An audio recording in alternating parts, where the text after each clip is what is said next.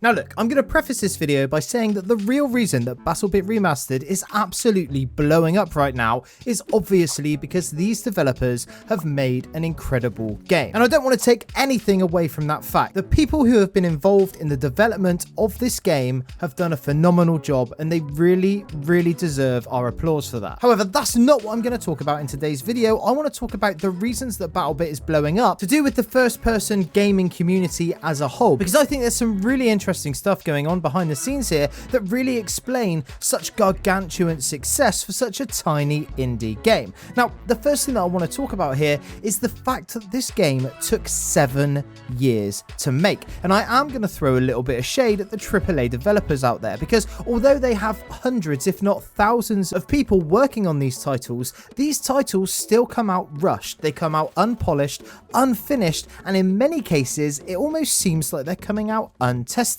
By taking 7 years to make a game, yes, it's a long time, but it also means that when you release that game, even if it's into early access like Battlebit Remastered is, that means that you have such a better product and a better first impression, and you're really respecting the consumer and the money that they're spending on your product. The problem with AAA developers at the moment is that they want to push out as many games as they can. Look at Call of Duty, for example. For like 15 years, they've been bringing out a new title year after year after year after year, crunching down on their staff, making it near on impossible to put any soul or any passion into the game, because all they care about is the bottom line, and that's making money. Whereas Battlebit Remastered, I mean, I've been looking on Twitter, and just quickly, look at their Twitter replies. This is a development team that are currently in the biggest week of their life, have been working tirelessly for 7 years to bring out this game, and they still find time to answer so many questions and talk to so many people and engage with their community.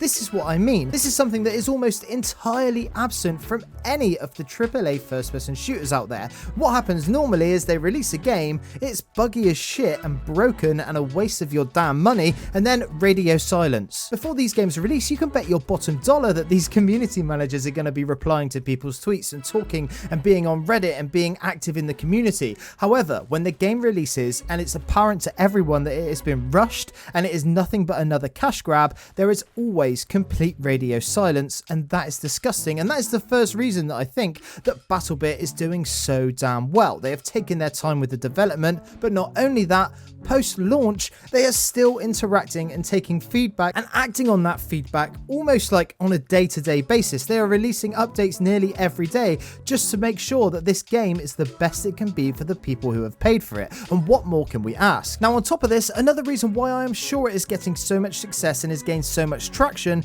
is because they have been doing large-scale community playtests. Now, AAA games don't really tend to do this that much. I know that Battlefield did have a couple playtests and they went, well, horribly. But the thing is, with most AAA games, we are getting betas. And let's be honest here, especially when like Call of Duty is concerned, a beta is the finished product. It is a demo of the product, and it serves as nothing more than a marketing tool to get you to play the game, get you hooked in like a week that you can play it, and then buy the game. And then guess what? Nothing is going to change from the beta. Every year, year on, year out, we have the same issues with these Call of Duty betas, for example. Every year we say, this is bad, but don't worry, it'll get fixed by full release. Well, newsflash, it fucking won't. The thing is with Battlebit Remastered is they have been bringing out playtests for like 3 years at this point. They have been giving the community a chance to play the game, and then also giving the community a chance to give feedback on the game, as well as address bugs and issues and fix those before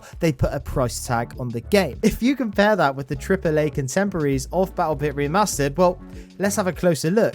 With Call of Duty and Battlefield 2042, you get early access to the beta if you've already paid for the game. When you compare these two business models, it is absolutely disgusting what these AAA publishers are doing to get your money. Now, another thing that I want to talk about is actually to do with the game itself, to do with what Battlebit Remastered is. And I want to talk about how they're not living up to this participation trophy culture that we have seen absolutely slaughter AAA first-person shooters in the last few years. Now, the most obvious example of this is going to be the skill-based matchmaking in Call of Duty. It doesn't matter if you're the best player in the world world or the worst player in the world or anywhere in between, the skill-based matchmaking in Call of Duty is going to place you against people of a similar or the same skill as you. The TLDR of this is basically if you're an average or below average player, which makes up obviously the majority of the player base, you're going to have a much better time because you're never going to run into Korean Savage unless he's reverse boosting, but that's another story. You're never going to run into these top players that are going to absolutely decimate you.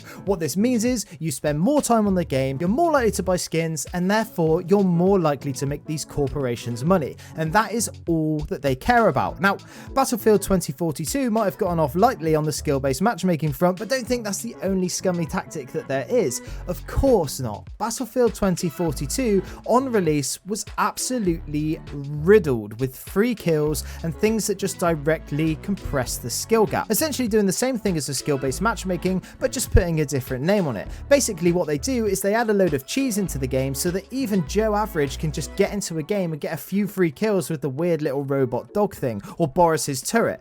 This is what I mean, whereas Battlebit Remastered have given us 6 classes as well as vehicles, but all of them being perfectly balanced within one another. Now obviously saying perfectly balanced could be a little bit triggering for some of you guys because I'm sure that there is going to be some things that are overpowered within this game, but the point is there's no free kills handed out. The kills that you get in Battlebit and even winning the game is all determined by the player's skill level and also the communication and team play that you have within your squad. Basically what this means is it's extremely rewarding to play. When I first hopped on Battlebit Remastered and I was running around like I was in Call of Duty, I got my ass fucking handed to me, but it didn't deter me because it made me want to learn the mechanics, because I know that in a game that hasn't got any of this cheese, it has a genuine skill gap and it doesn't have skill-based matchmaking. I know that my effort that I put into the game in getting better at it and learning the mechanics is directly going to be rewarded when I then realize that I'm getting better at the game. This is how first-person shooters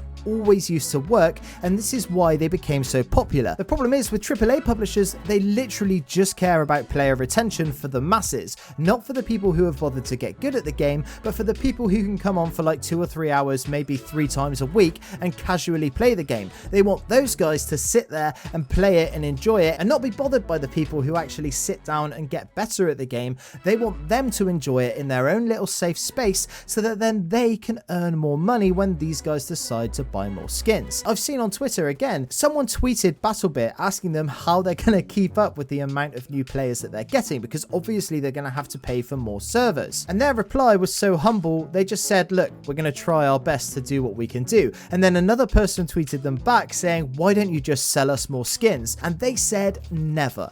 That is totally against their ethos, and I have so much respect for it. The thing is, they have basically offered us this game at the lowest price they possibly can so that they can still make a little bit of money and pay for the resources that they are currently using. On top of that, even when the game released, they adjusted the regional prices so that it was fair for everyone around the world. I mean, how many of you can honestly say that you can think of a AAA studio that would do the same? Look, Battlebit Remastered is one of the best first-person shooters we have had in years, and that is largely in part to the fact that these developers know what they're doing, they listen to their community, they've taken time, and that they have their priorities straight. But on top of that, you have to see the fact that this would not be happening and these guys would not be getting this sort of exposure from content creators, streamers, YouTubers, if it wasn't for the massive shit show that the AAA space has become in the last few years. AAA games just aren't what they used to be, and if they continue down this path of only caring about retention,